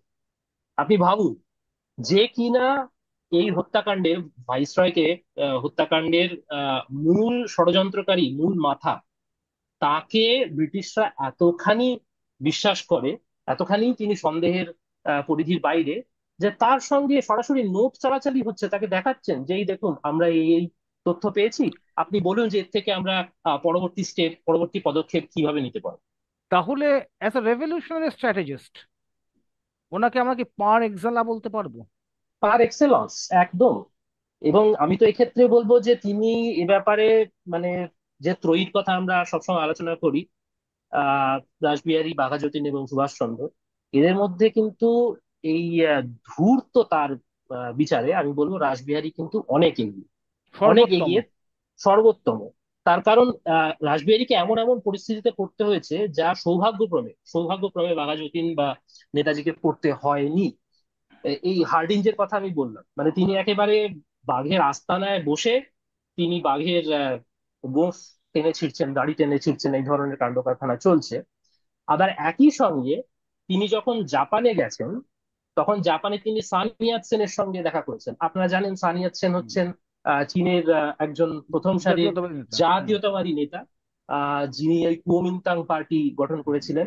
এবং যারই মানে উত্তরসূরি হচ্ছেন আজকের তাইওয়ান। তাইওয়ান যারা পিপলস রিপাবলিক অফ চায়নার সঙ্গে একটা প্রচন্ড বিরোধিতার জায়গায় রয়েছে, জাতীয়তাবাদী চীনের যে চেতনা তা তারাই বহন করছে, তারই উত্তরাধিকার তারা। সেই সানিয়াত সেনের সঙ্গে রাসবিহারী জাপানে দেখা করেন, এবং দেখা করে আশ্চর্য হয়ে যান এই জেনে যে সানিয়াত সেন আগে থেকেই রাসবিহারীর কথা জানেন। গদার পার্টির কিছু নেতার মাধ্যমে তার কথা জেনেছেন, বরকতুল্লাহ ইত্যাদি, ভাই ভগবান সিং, এরা সব জাপানে ছিলেন এবং এদের সঙ্গে সানিয়াত সেন নিয়মিত যোগাযোগ রাখতেন। তাদের মাধ্যমে তিনি রাসবিহারীর সম্পর্কে অনেক কিছু তথ্য জানেন।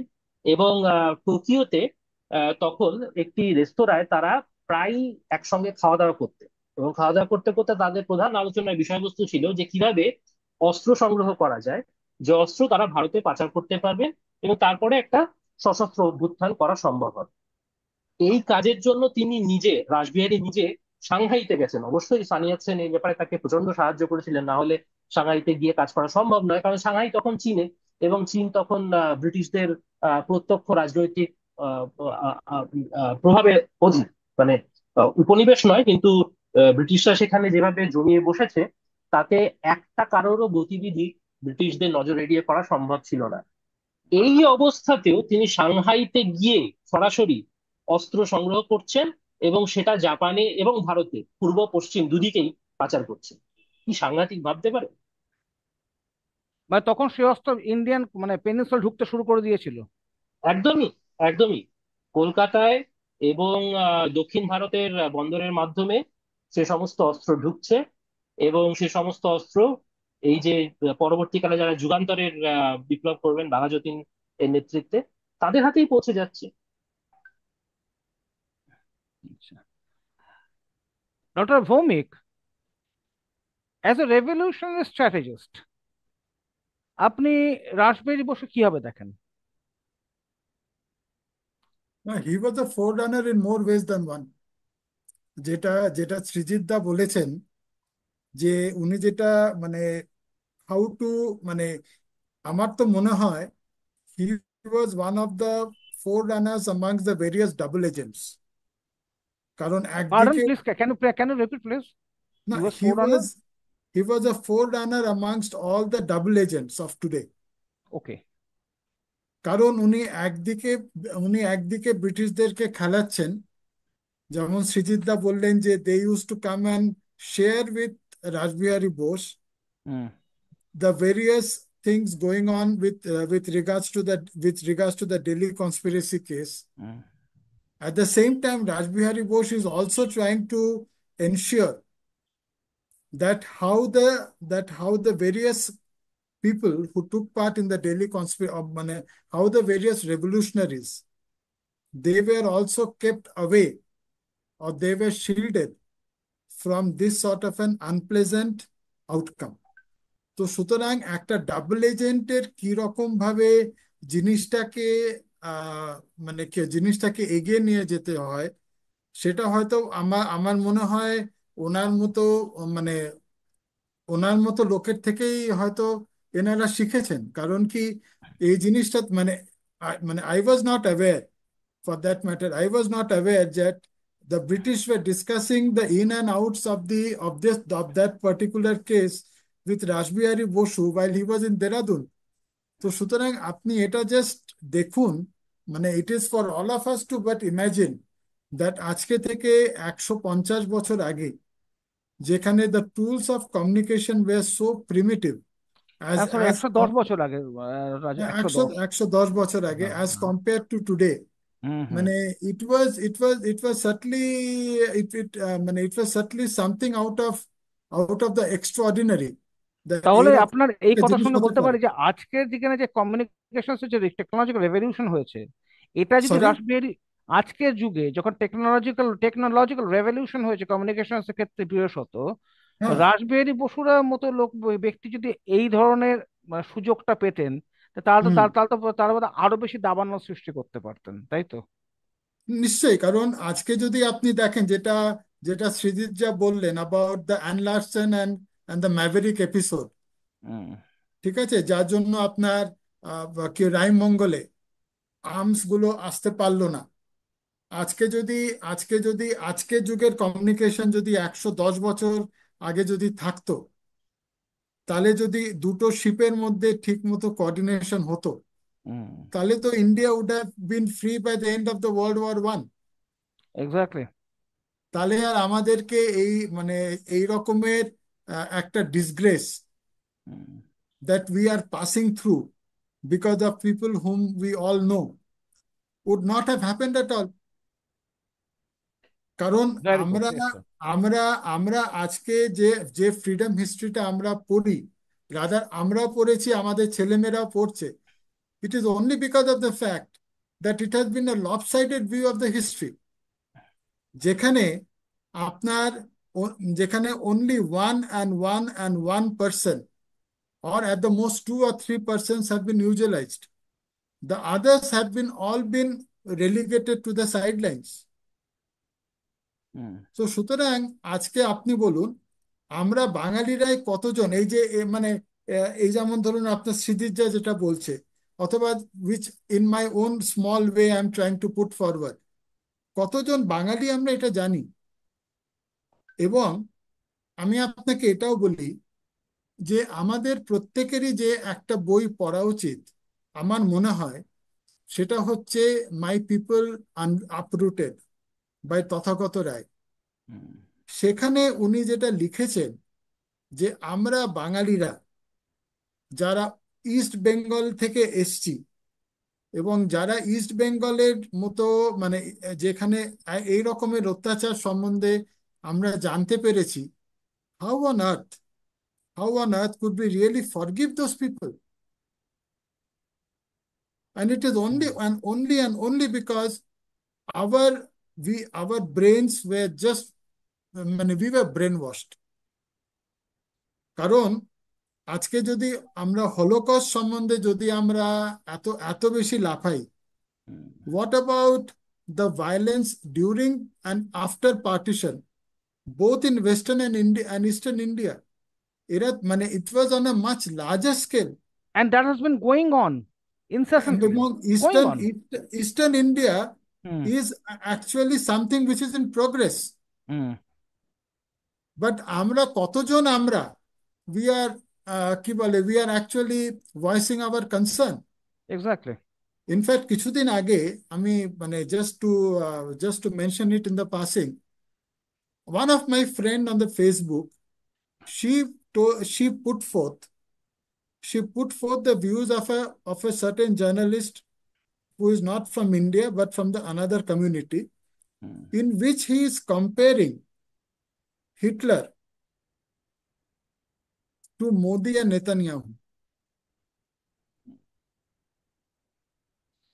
তখন আমি যখন ওনাকে বললাম যে আজকে মোদি আর নেতানিয়াহু যেটা করছেন, that is they are actually fighting an ideological warfare which is based on the dominance of one particular doctrine. So the world needs people like Modi and Netanyahu to counter this sort of people. এবং সেখানে she is immediately she is that particular lady, she tom-toms about tolerance, but the moment I brought this forth or put this across to her, immediately she told that you must stop this ranting. এবং fortunate এবং unfortunately তিনি একজন আলোকপ্রাপ্ত বাঙালি। আলোকপ্রাপ্তা, আলোকপ্রাপ্ত, enlightened, enlightened. Enlighten. তো আমি ওনাকে বললাম that there is a limit to being politically correct in the garb of secularism and intellectualism at the expense of your own community.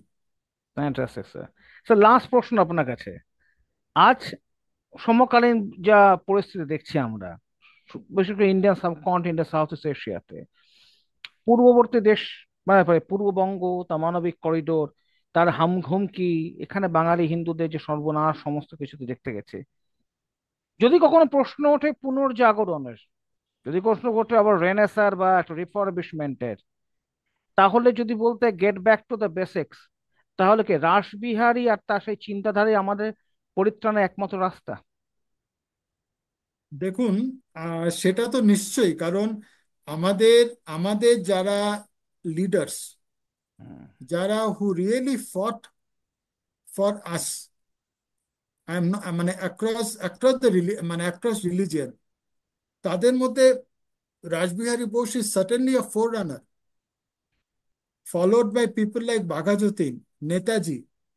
কারণ এনাদের এনাদের যে পয়েন্ট অফ ভিউটা ছিল, that was not clouded by any sort of religious bigotry, that we will only play to the gallery. No. Or we will only play to a certain segment of the population. No. It was for one and all, with a single thing in mind: freedom of India. আমি যে বইটা আমি যে বইটা লেখার চেষ্টা করেছি, journey to India's freedom from 1858 to 1948, এই বইটা লেখার কিন্তু প্রধান উদ্দেশ্য হচ্ছে to just bring to light the contribution of so many leaders all over the country only to the cause of the freedom of the motherland. এবং এই হয়তো I will be very much I will be very much glad যদি এই বইটা পড়ে, if people start really understanding that why it is so very much important to uphold the integrity and the freedom of the land. কারণ এই এই মাটিটা না থাকলে আমরা কেউ আমরা কেউ নই, আমরা কেউ নই। Thank you sir, thank you very much. সুতরাং that is very important. Thank you. সৈয়দদার কাছে আমি একই প্রশ্ন করবো, এটা আমাদের লাস্ট প্রশ্ন হবে আজকে, কারণ আমাদের টাইমটা চলে আসছে। সৈয়দদা, বাঙালির যখন নতুন করে জেগে ওঠা প্রশ্ন উঠছে বা উঠবেও, বা ধরুন কখনো সবকিছু শেষ হয়ে যায় না, একটা কথা আছে না, চক্রবাত পরিবর্তনতে সুখানিচা দুঃখানিচা, ঘুরছে, চাকাটা ঘুরছে। যখন চাকাটা ঘুরছে এবং ঘুরবেও, তখন যদি বাঙালি কোনো আত্মবোধের, তখন কি রাসবিহারী আর তার চিন্তাধারাই আমাদের পরিত্রাণের একমাত্র পথ? বাঙালির চক্রপথ পরিবর্তনের এখন একেবারে নিচের দিকে রয়েছি আমরা। জানি না এর চেয়েও নিচে কিছু হয় কিনা। তবে আহ অন্ধকারের মধ্যে সিলভার লাইনিং হচ্ছে এটাই যে এর পরেই কিন্তু ভোর হবে। তো যখন সেই ভোর আবার আসবে, সে যখনই আসুক না কেন, আমরা এ ব্যাপারে নিশ্চিত থাকতে পারি যে বাংলার নবজাগরণ তথা ভারতের নবজাগরণের যে দিশারীরা আমাদের মুক্তির জন্য, এবং সে মুক্তি শব্দটা আমি খুব সচেতন ভাবে মাফ করবেন, মুক্তি শব্দটা খুব সচেতন ভাবে আমি এখানে ব্যবহার করছি, কারণ সেই মুক্তি একমাত্র রাজনৈতিক মুক্তি নয়, সে মুক্তি মননেরও মুক্তি, সে মুক্তি চিন্তার মুক্তি, এবং সর্বোপরি সেই মুক্তি হচ্ছে একটা আধ্যাত্মিক মুক্তি। সেই মুক্তির দিশারি বাংলার তথা ভারতের নবজাগরণের অগ্রদূতরা, এবং তাদের পথের মাধ্যমেই আমাদেরকে আবার আহ উত্থানের পথ দেখাবার উপায় রয়েছে। এক্ষেত্রে আপনি রাসবিহারীর কথা বলছেন। তিনি রাজনৈতিক চিন্তার জগতে একজন প্রধানতম স্ট্র্যাটেজিস্ট। এই স্ট্র্যাটেজিস্ট শব্দটা আপনি ব্যবহার করেছেন, এটার জন্য আমি আপনাকে সাধুবাদ জানাই। থিওরিস্ট বলবার থেকে স্ট্র্যাটেজিস্ট বলা তাকে অনেক বেশি সাজে, কারণ তিনি একদম হাতে কলমে কাজ করেছেন। ফলে তার কার্যধারা যদি আমরা অনুসরণ করি, নিবিড় ভাবে পাঠ করি, এবং তিনি এই আহ, দেশের মুক্তির জন্য এসব ত্যাগ করেছেন চোখের জল ফেলতে ফেলতে। আপনি বলছিলেন যে তার মধ্যে একটি করুণ রসের উদ্রেক হয়েছে। আমি বলবো 100 বার নিশ্চিত, বহুবার হয়েছে।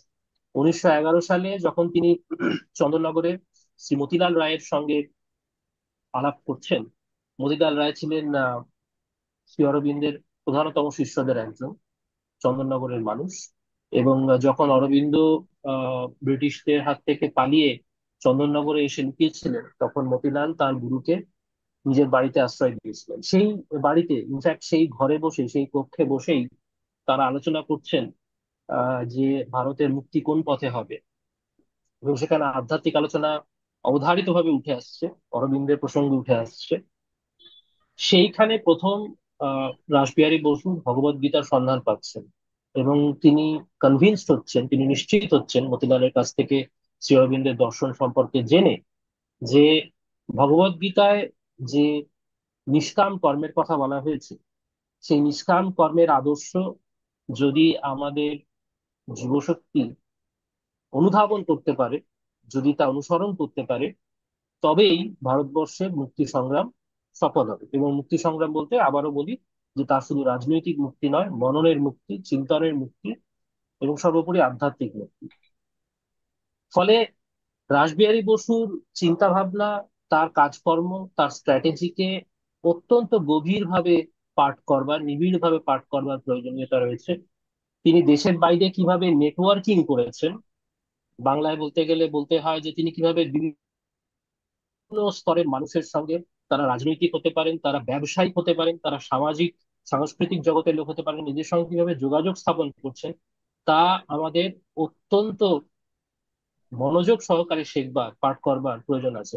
আমি এখানে আমার মনে পড়ে গেল, যেহেতু ব্যবসায়িকদের কথা আমি উল্লেখ করলাম, আহ যখন রাসবিহারী বসু জাপানে আত্মগোপন করে রয়েছেন, আত্মগোপন বলবো কারণ তখনও তিনি আত্মপ্রকাশ করেননি, তখনও তিনি কিন্তু পি.এন. টেগোর নাম নিয়ে লুকিয়ে রয়েছেন। ওই রান্নার আপনারা একটা হয়তো, ব্যবসা করতেন না, ওই রান্না রান্না হ্যাঁ, করতেন ওই না? ওই কথাতেই আসছি। ইন্ডিয়ান আচ্ছা, কারি, বিখ্যাত ইন্ডিয়ান ইন্ডিয়ান কারি। কারি হ্যাঁ। তিনি উদ্ভাবন করেছেন। আর সেই সূত্রে তার বিবাহ অবধি হয়েছে। হুম। নাকামুরাইয়া বলে বিখ্যাত একটি মানে রেস্টুরেন্ট চেইন যাকে বলা যায়, এই যেমন আজকাল স্টারবাকস একটা চেইন বা ম্যাকডোনাল্ডস একটা না, চেইন, সেই আমি রকম। যতটুকু শুনেছি তোহামার সঙ্গে ওনার আলাপটা হয়েছিল এই সূত্র ধরেই আর কি, তোহামার সঙ্গে আলাপটা হয়েছিল এই খাবারের সূত্র ধরেই আর কি। একদমই তাই, একদমই। কারণ নাকামুরাইয়া বলে যে হুম চেইনটি হুম আহ কথা আমি বলছি এখন, হুম সেই রেস্তোরাঁ চেনের যিনি মালিক, হুম তারই মেয়েকে তিনি হুম বিয়ে করেন। হুম এবং তার মেয়ে তখন তার জাপানি ভাষার শিক্ষক হিসেবে কাজ করছিলেন, এবং পরবর্তীকালে তার সহকারী হয়েছে। হুম ফলে তার দোভাষীর কাজটা করতেন। এভাবেই তাদের প্রেম এবং তার বিয়ে, এবং তার ফলে তিনি জাপানি নাগরিকতা পান। ফলে তিনি তখন তার ছদ্মবেশ থেকে নিজের আসল পরিচয়ে ফিরে আসতে অনেক বেশি স্বচ্ছন্দ বোধ করেন। কিন্তু প্রথমে তিনি শুরু করছেন পি.এন. ঠাকুর হিসেবে, প্রিয় প্রিয়নাথ ঠাকুর, ঠাকুর। ঠিক আছে। আচ্ছা, আমি যতটুকু মনে পড়ছে, আপনি আমাকে মনে করে দেবেন ঠিক মতো করে, ওনার মধ্যে পুত্র নিহত হয়েছিলেন দ্বিতীয় বিশ্বযুদ্ধে, তাই নয় কি? এই ব্যাপারে আমি ঠিক সঠিক তথ্য জানি না। রাসবিহারীর পুত্র মানে কম্পালসারিলি জাপানিজ আর্মিতে ছিলেন, and he was killed in second world war, যেটা আমি শুনেছি আর আচ্ছা, কি, মানে আচ্ছা, দিস ইজ তো ওনার অবশ্য দিস মেয়ে ছিলেন, মেয়ের বংশ রয়েছে, ছেলের হ্যাঁ, কোনো বংশ নেই। হ্যাঁ, এটুকু তার আমি দুটি জানি আর সন্তান কি। হয়েছিল।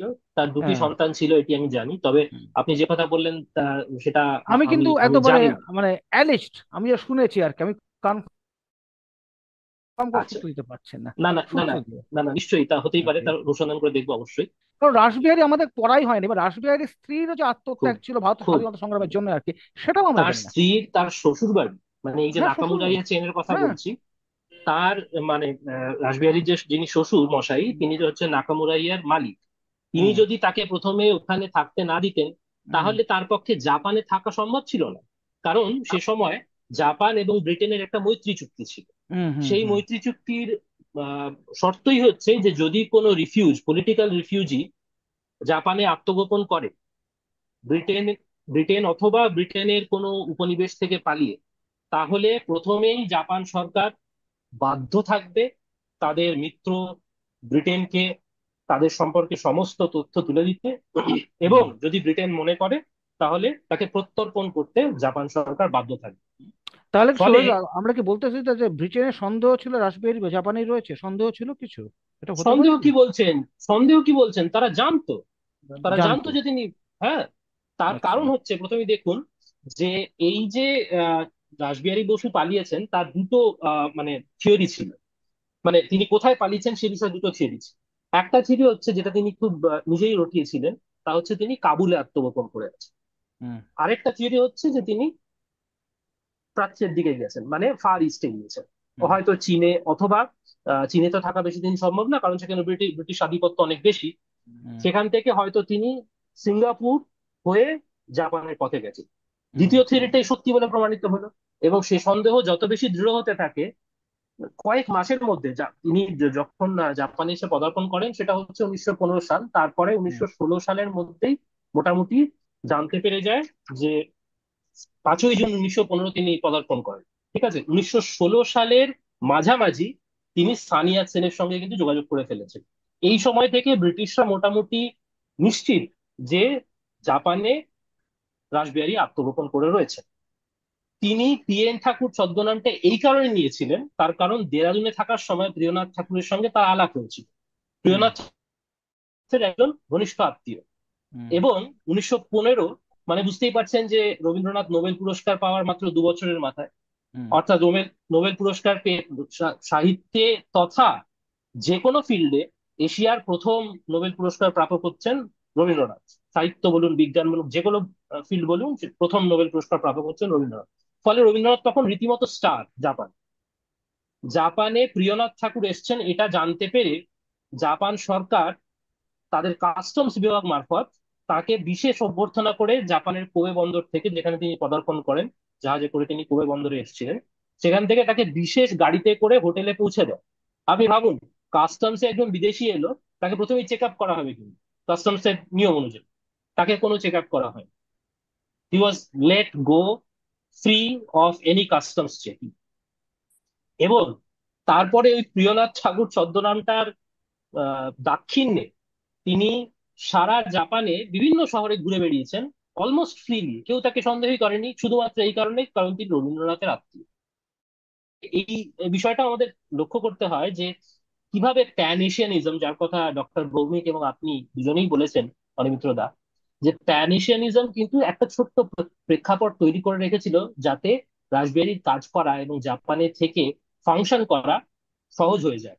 আপনি মনে করুন যে উকাকুরা কাকুজো, বিখ্যাত জাপানি হুম। চিত্রকর এবং হুম। পণ্ডিত ব্যক্তি, বিদগ্ধ ব্যক্তি, তিনি হুম। প্যান এশিয়ানিজম ছড়ানোর উদ্দেশ্যে স্পেসিফিক্যালি ভারতবর্ষে এসেছিলেন। প্রথমে বিবেকানন্দের সঙ্গে সাক্ষাৎ হুম। করেন, বিবেকানন্দ তাকে রবীন্দ্রনাথের কাছে পাঠান, বলেন যে আপনি যা খুঁজছেন তা আমার কাছে নয়, রবীন্দ্রনাথের কাছে পাবেন। রবীন্দ্রনাথের সঙ্গে সাক্ষাৎ করার পরে তিনি সেখানে নিবেদিতার সঙ্গে আহ, হুম। আলাপ পরিচয় করেন। রবীন্দ্রনাথ, নিবেদিতা এবং ওকাকুরা কাকুজো, এই ত্রয়ীর মধ্যে দিয়ে কিন্তু যে নেটওয়ার্ক তৈরি হয়, সেটা কিন্তু রাসবিহারীর পরবর্তীকালে কাজ করার ক্ষেত্রে বিশাল বড় সাহায্য করেছিল, এটা কিন্তু আমাদের মনে রাখতে হবে। ফলে ওই বঙ্গভঙ্গের 1905-এর সময়কার প্রেক্ষাপট, এটা 1905-এর অনেক আগে, 1902-3 সালের কথা বলছে। 2-3 সালে, হ্যাঁ। কাকুরা দুই সালে ভারতবর্ষে আসেন, কলকাতায় আসেন, এবং বিবেকানন্দ আহ মারা যাবার মাত্র কয়েক মাস আগে তার সঙ্গে পরিচয় হয়, এবং তারপরেই তিনি নিবেদিতার সঙ্গে পরিচিত হন, রবীন্দ্রনাথের সঙ্গে পরিচিত হন। ফলে রবীন্দ্রনাথের আত্মীয়ের পরিচয় গ্রহণ করে তিনি কিন্তু যতদিন অবধি না জাপানের নাগরিকত্ব পাচ্ছেন ততদিন স্বচ্ছন্দে জাপানে কাটাতে পেরেছেন। এখানে দুটো জিনিস প্রমাণিত হয়। এক নম্বর হচ্ছে স্ট্র্যাটেজিস্ট পার এক্সেলন্স, যে কথা আপনি প্রথম থেকে বলে আসছেন, এবং লোকের চোখে ধুলো দেবার, ব্রিটিশের চোখে ধুলো দেবার, জাপানিদের চোখে ধুলো দেবার ক্ষেত্রে তার সাফল্য প্রমাণিত হয় রাসবিহারী। এবং দ্বিতীয়ত হচ্ছে যে ভারতবর্ষ সম্পর্কে একটা পজিটিভ ধারণা কিভাবে এই ফার ইস্টের দেশগুলো, বিশেষ করে জাপানের মধ্যে ছিল। এবং যেহেতু একটা ন্যাশনালিস্ট সরকার তখন জাপানে রয়েছে, মেইজি মেইজি রেস্টোরেশনের পর থেকে, ফলে একটা কিন্তু প্রচ্ছন্ন সমর্থন এদের মধ্যে ছিল, যতই ব্রিটেনের সঙ্গে চুক্তি টুক্তি থাক। তার মানে রবীন্দ্রনাথ, রাসবিহারী বসু, রাধা বিনোদ পাল, তিনটি স্টেজ রয়েছে জাপানের সঙ্গে ইন্ডিয়ার রিলেশনের ক্ষেত্রে, ইন্টারাকশন, ইন্টারাকশনের, ইন্টারাকশনের ঠিক, ক্ষেত্রে। ঠিক, ঠিক, ঠিক। আরে অসাধারণ আলোচনা হলো। সময় সংক্ষিপ্ত, আজ আমাদের আলোচনা করা সম্ভব হচ্ছে না, অনেকক্ষণ আমরা আলোচনা করে ফেলেছি। যারা শুনছেন তাদের মধ্যে থেকে যদি কারো যদি একটা প্রশ্ন থাকে করতে পারেন, কিন্তু আমরা কিন্তু আর 3 মিনিটের মধ্যে বন্ধ করতে হবে, কিন্তু মোটামুটি আমাদের টাইম চলে এসেছে।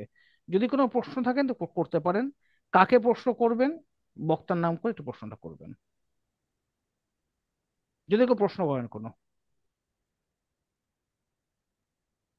হ্যাঁ দাদা, তুষার রায় একজন একটা প্রশ্ন করেছেন কি আরএসএস এর যেটা ফর্মুলেশন হয়েছে, ওটার হুম। আইডিওলজির পিছনে কি বাঙালের কোনো আইডিওলজি বা কেউ এমনি কেউ মহাপুরুষ আছে? এমনি একজন তুষার রায় জিজ্ঞেস করেছেন হুম। আরএসএস আর বেঙ্গল কানেকশন, আইডিওলজি ওকে। বা কিছু। সৃজিত দা বা ডক্টর ভৌমিক, কে কে আপনার যদি কে বলেন ব্যাপারটা। Not much aware of. এক্ষেত্রে আমি বলতে চাই যে আরএসএস এর আইডিওলজিক্যাল যে ভিত্তিভূমি, তার সঙ্গে একটা বেঙ্গল কানেকশন রয়েছে।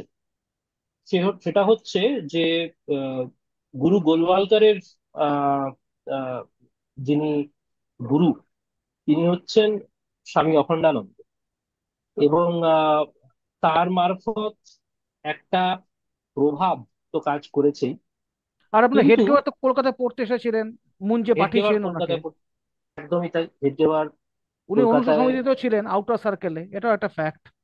ঠিক, ঠিক, ঠিকই। হেডগেওয়ার এখানে যখন ডাক্তারি ছাত্র ছিলেন হুম, কলকাতায়, সে হুম, সময় তিনি কলকাতার বিপ্লবীদের সঙ্গে ঘনিষ্ঠভাবে যোগাযোগ রেখেছেন। তবে দুঃখের বিষয় হচ্ছে যে হুম, আহ, পরবর্তীকালে, মানে যে সময় থেকে RSS started to take off in hmm, Indian politics, hmm, মানে বলতে গেলে ভারতীয় জনসংঘ, হুম, হুম, এর মাধ্যমে যে রাজনীতি 1965, 66, 67 এবং তারপরে বিশেষ করে 1970-এর দশকে আমরা দেখতে পাই, সেখানে কিন্তু দীনদয়াল উপাধ্যায়ের যে তাত্ত্বিক চিন্তা ভাবনা, সেটাই প্রধান হয়ে দাঁড়িয়েছে।